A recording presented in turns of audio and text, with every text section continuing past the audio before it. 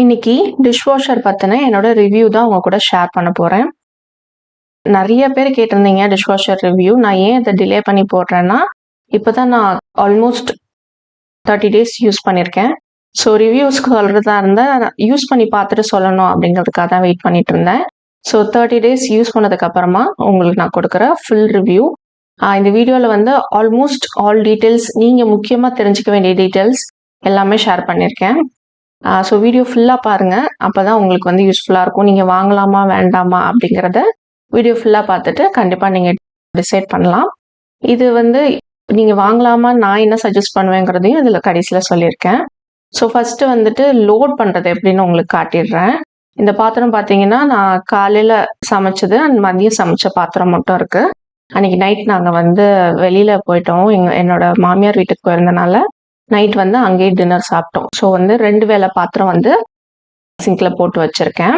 எல்லாத்துலேயுமே தண்ணி ஊற்றி தான் நான் போட்டு வச்சுருப்பேன். என்னோடது பார்த்தீங்கன்னா போஷ் பிராண்ட். எதுக்கு போஷ் வந்து செலக்ட் பண்ணேன் அப்படிங்கிறதையும் வந்துட்டு நான் வீடியோவோட ஒரு செக்மெண்ட்டில் சொல்லியிருக்கேன். இது பார்த்தீங்கன்னா 14 பிளேஸ் செட்டிங்ஸ். ஸோ வந்து ஃபஸ்ட்டு பிளேட் எல்லாம் அரேஞ்ச் பண்ணிக்கிறேன்.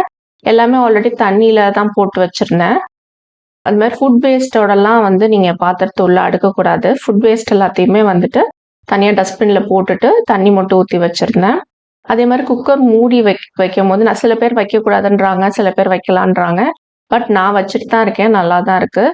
இந்த மாதிரி ரொம்ப லைட்டாக அடிப்பிடிச்ச மாதிரி ஆயிடுச்சு. அதெல்லாம் மட்டும் பார்த்தீங்கன்னா நான் வந்து மதியம் வந்து வெரைட்டி ரைஸ் செஞ்ச பாத்திரம். ஸோ அதை மட்டும் லைட்டாக ஒரு ஸ்க்ரப் பண்ணிடுவேன்.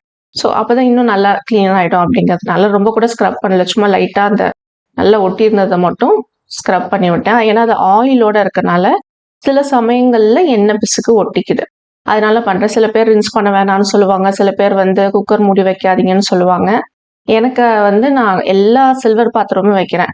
குக்கர் மூடியில் மட்டும் அந்த கேஸ்கட்டையும் குக்கர் வெயிட்டையும் ரிமூவ் பண்ணிடுவேன். பால் பாத்திரம் பார்த்தீங்கன்னா தேய்க்கவே இல்லை, அப்படியே தான் வைக்கிறேன்.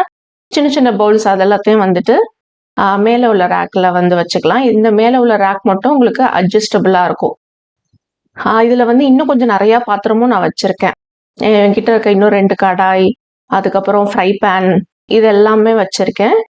மேலே டாப்பில் இருக்கிறது பாருங்கள், இதில் வந்துட்டு கரண்டி, அதுக்கப்புறம் குட்டி குட்டி பிளேட்டு, இது எல்லாத்தையும் வைக்கிறதுக்கு இதை நான் யூஸ் பண்ணுவேன். இது வந்து ஃபுல் லோட் பண்ணியும் இதை வந்து நம்ம யூஸ் பண்ணலாம். பட் என்னோட சஜஷன் என்னென்னா, ரொம்ப ஓவர்லோட் பண்ணாதீங்க. முடிஞ்ச அளவுக்கு எவ்வளோ வைக்க முடியுமோ அவ்வளோ வைக்கணும். அதுக்கப்புறம் முக்கியமாக இந்த ஸ்ப்ரே ஆர்ம் இருக்குது பாருங்கள், அதை சுற்றி விட்டு பார்க்கணும். சுற்றி விடும் போது பாத்திரங்கள் எதுவும் தட்டுப்படாமல் இருக்கணும். இந்த மாதிரி வச்சுட்டு தட்டுப்படாமல் இருந்ததுன்னா டிட்டர்ஜென்ட்டை போட்டுட்டு நம்ம வந்து ரெடி பண்ணிட வேண்டியதுதான். இதில் வந்துட்டு ரின்ஸ் பண்ணி வச்சிங்கன்னா இதுக்குள்ளே வந்து ஃபில்டர் ஒன்று இருக்கும். அந்த ஃபில்டரில் வந்துட்டு ரொம்ப ஃபுட் பார்ட்டிகிள்ஸ் போய் சேராமல் இருக்கும். அதில் ரொம்ப ஃபுட் பார்ட்டிகிள்ஸ் போய் சேர்ந்ததுன்னா உங்களுக்கு மெஷின் வந்து சீக்கிரமாக ஒரு பேட் ஸ்மெல் வர ஆரம்பிச்சிடும். அதனால தான் டிட்டர்ஜென்ட் பவுடர் போட்டேன். அதுக்கப்புறமா ரின்சைடு வந்து போட்டு 15 டேஸ் கிட்ட ஆயிடுச்சு. ஸோ 15 டேஸ் ஒன்ஸ் வந்து இதை நான் ஃபில் பண்ணிப்பேன். இதில் வந்து கிட்டத்தட்ட ஒரு 100 ml அந்த மாதிரி ஊற்றிக்க முடியும். எவ்வளோ வேணுமோ அதை ஊற்றி முடி வச்சுக்க வேண்டியதான். ஸோ ரின்சைடோட பர்பஸ் என்னன்னு பார்த்தீங்கன்னா, நம்ம சோப் போட்டு கழுவுனதுக்கு அப்புறமா இந்த ரின்சைடு கொஞ்சம் எடுத்து அதையும் சேர்த்து வாஷ் பண்ணி முடிக்கும். அதனால என்ன ஆகும்னா, நம்மளுக்கு வந்து பாத்திரம் கழுவி காஞ்சோன்னே சில சமயம் ஒயிட் கலரில் இருக்கும் பாருங்க, அந்த மாதிரி ஒயிட் கலரில் இல்லாமல் இருக்கும். ஸோ நான் வந்துட்டு நைட் இதை லோட் பண்ணிவிடுவேன், காலையில் தான் ஆன் பண்ணுவேன். ஏன்னா அதுக்கு காரணம் வந்து எங்ககிட்ட வோல்டேஜ் ப்ராப்ளம் இருக்குது. நைட் ஆனால் வோல்டேஜ் ரொம்ப ட்ராப் ஆகும். காலையில் ஒரு 5:30 போல் எழுந்திரிச்சு நான் ஆன் பண்ணி விடுவேன். நைட்டே ஆனால் லோட் பண்ணி வச்சுருவேன். ஒருவேளை நான் எந்திரிக்க லேட் ஆனால் என் ஹஸ்பண்ட் எந்திரிச்சு ஆன் மட்டும் பண்ணி விட்டுருவாரு. 7 o'clock ரெடி ஆகிடும். நான் யூஸ் பண்ணுற மோடு பார்த்தீங்கன்னா ஆட்டோவில் ஸ்பீடுங்கிற மோடு. இந்த மோடு தான் நான் எப்போவுமே யூஸ் பண்ணுறேன். எனக்கு வந்து இது கம்ஃபர்டபுளாக தான் இருக்குது. வெறுமனே ஆட்டோன்னு வச்சோன்னா 2.5 மணி நேரம் ஓடும். இதில் நார்மல் மோடு இருக்குது.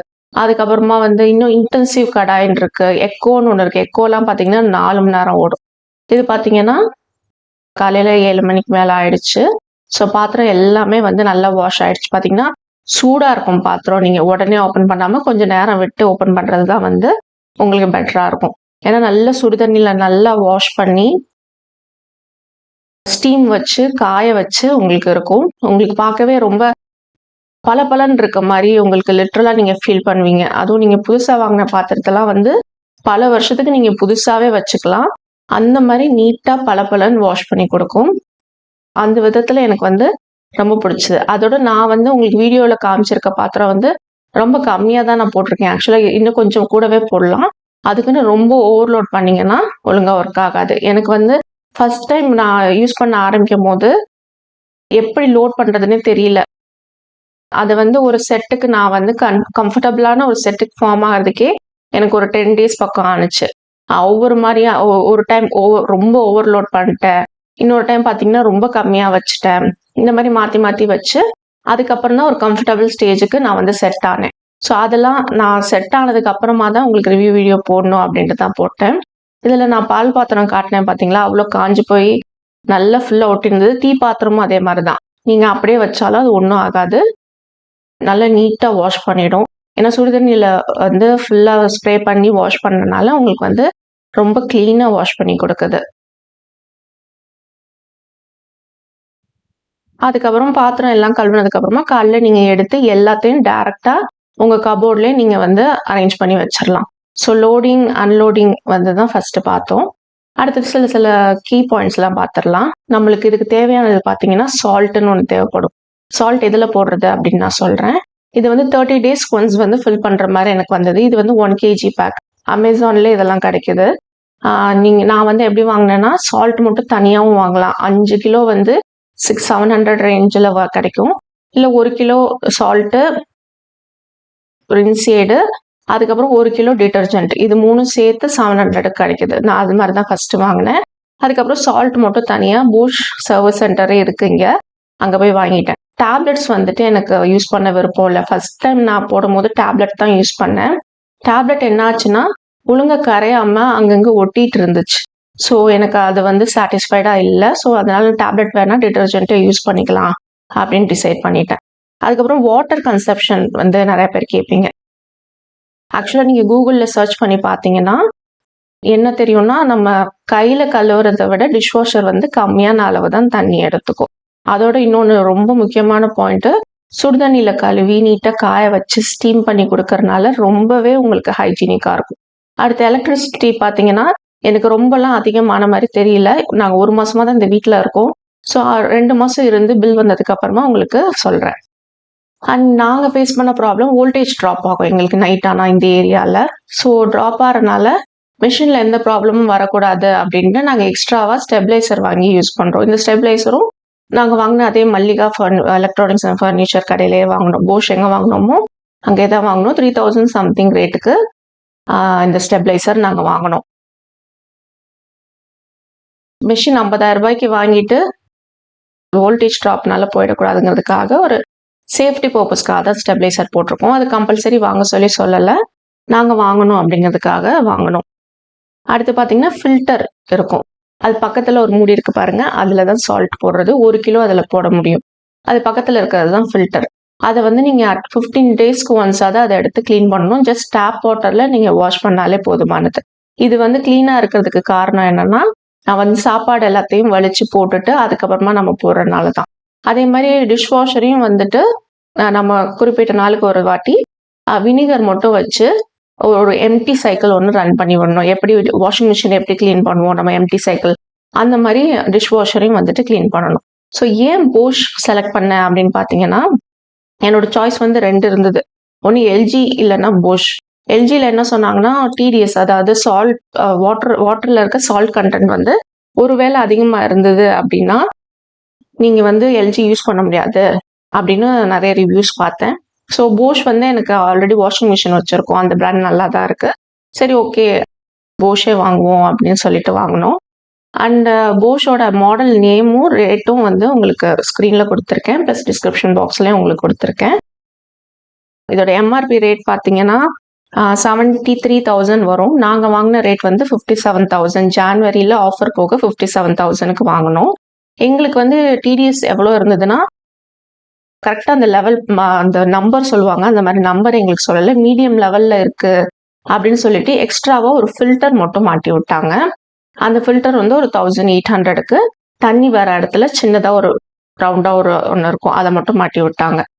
அண்ட் அமேசானில் இதே மாடலோட ரேட் பார்த்தீங்கன்னா இன்னைக்கு வீடியோ ப்ரிப்பேர் பண்ணுற அன்னைக்கு ரேட் வந்து 66,000 போட்டிருக்காங்க. நான் வாங்கினது பொங்கல் ஆஃபரில் வாங்கினேன். அண்ட் வந்து கேஸ்ட் அயன், அலுமினியம், நான்ஸ்டிக் இதெல்லாம் வந்துட்டு டிஷ்வாஷரில் நீங்கள் யூஸ் பண்ணக்கூடாது. பிளாஸ்டிக், லோ குவாலிட்டி பிளாஸ்டிக் இதெல்லாம் வந்து யூஸ் பண்ணக்கூடாது. அதுக்கப்புறம் பார்த்தீங்கன்னா ஃபாரினர்ஸ் தான் எல்லார் வீட்லேயும். ஃபாரினில் பார்த்தீங்கன்னா டிஷ்வாஷர் கம்பல்சரி எல்லாருக்கும் இருக்குது. நம்ம இந்தியாவில் இப்போ தான் கொஞ்சம் பேர் யூஸ் பண்ணிட்டு இருக்கோம். ஸோ நம்மளோட யூட்டன்சில்ஸே வந்து வேறு மாதிரி மாறும். நம்ம வந்து ஸ்டெயின்லெஸ் ஸ்டீல் பாத்திரங்களா நம்ம யூஸ் பண்ணுறோம் அப்படின்னா நம்மளுக்கு ரொம்பவே ஹெல்ப்ஃபுல்லாக இருக்குது. ஸோ ஃபாரினர்ஸ் மட்டும்தான் யூஸ் பண்ணணுங்கிற மாதிரி கிடையாதுங்க. நம்மளோட யூட்டன்சில்ஸுக்கும் நம்மளோட பாத்திரங்களுக்கும் வந்துட்டு டிஷ்வாஷர் வந்து ரொம்பவே சூப்பராக வேலை செய்யுதுன்னு சொல்லலாம். குறிப்பாக ஸ்டெயின்லெஸ் ஸ்டீல்லாம் பலன்னு அப்படியே பளிச்சுன்னு இருக்குது. அது வந்து எனக்கு ரொம்ப பிடிச்சிருந்தது. எனக்கே வந்து வீடியோலலாம் நானும் ரிவ்யூஸ் பார்த்தேன். பட் நேரில் பார்க்கும்போது அந்த டிஃப்ரென்ஸ் வந்து நல்லா தெரிஞ்சது. சில பாத்திரங்கள் வந்து நான் ஹேண்ட் வாஷ் பண்ணுறேன் தான். நான் ஒரு டைம் மட்டும்தான் நான் வந்து டிஷ்வாஷர் போடுவேன். இன்னொரு டைம் வந்துட்டு எல்லாம் லோட் பண்ணிட்டு எக்ஸ்ட்ரா கொஞ்சம் பாத்திரம் இருந்ததுன்னா அதை கையில் வாஷ் பண்ணி போட்டுருவேன். அந்த மாதிரி தான் நான் பண்ணிட்டு இருக்கேன். அதே மாதிரி ஃபுல் டேவும் பாத்திரம் சேர்த்து வச்சு லோட் பண்ண மாட்டேன். அப்பப்போ காலையில் சாப்பிட்டோன்னு ஒரு தர லோட் பண்ணி சும்மா மூடி வச்சிருவேன். அந்த மாதிரி யூஸ் பண்ணுறேன். அதை நான் டெய்லி ரொட்டீன் வீடியோ போடும்போது நான் எப்படி பண்ணுறேன் அப்படிங்கிறத உங்களுக்கு காட்டுறேன். ஸோ நிறைய பேர் இது வந்து நம்ம கிச்சன், நம்மளோட இந்தியன் ஸ்டைல் குக்கிங்க்கு யூஸ்ஃபுல்லாக இருக்கான்னு கேட்டிருந்தீங்க. நான் ஃபர்ஸ்டே சொன்ன மாதிரி தான் ரொம்ப யூஸ்ஃபுல்லாக இருக்குது. என்னோட வேலை வந்து நிறையவே குறைஞ்சிருக்குன்னு சொல்லலாம். ஏன்னா கையில் நான் கொஞ்சம் பாத்திரம் கழுவுறேன் தான் இல்லைங்கள, பட் முக்கால்வாசி பாத்திரங்கள் வந்துட்டு இதில் போயிடும். அது போக ஒரு 4-5 பாத்திரம் மட்டும்தான் நான் கையில் கழுவுற மாதிரி வருது. ஒரு காலத்தில் வந்துட்டு நான் வந்து எனக்கு ஒரு 8 வயசு இருக்கும் போது எங்கள் வீட்டில் வாஷிங் மிஷின் வாங்கினாங்க எங்கள் அம்மா. ஸோ அப்போ வந்து வாஷிங் மிஷின் வந்து ஒரு பெரிய விஷயமா பார்க்கப்பட்டுச்சு. எல்லார் வீட்லேயும் இருக்க ஒரு பொருளாக பார்க்கப்படல. அப்போ தான் வாஷிங் மிஷின்லாம் வர ஆரம்பிச்ச புதுசு. அதுக்கப்புறம் இப்போ பார்த்தீங்கன்னா எல்லார் வீட்லேயும் வந்துட்டு வாஷிங் மிஷின் இருக்கு. கம்பல்சரியாக ஆல்மோஸ்ட் எல்லார் வீட்லேயுமே இருக்கு. ஒரு டைம்ல கண்டிப்பாக டிஷ்வாஷரும் அதே மாதிரி மாறும். ஸோ நீங்கள் வந்து எல்லா மேடும் எல்லா ஹவுஸ் ஹெல்ப்பும் அவ்வளோ நீட்டாக பாத்திரம் கழுவுறது கிடையாது. எங்கள் வீட்லேயும் இதுக்கு முன்னாடி இருந்திருக்காங்க.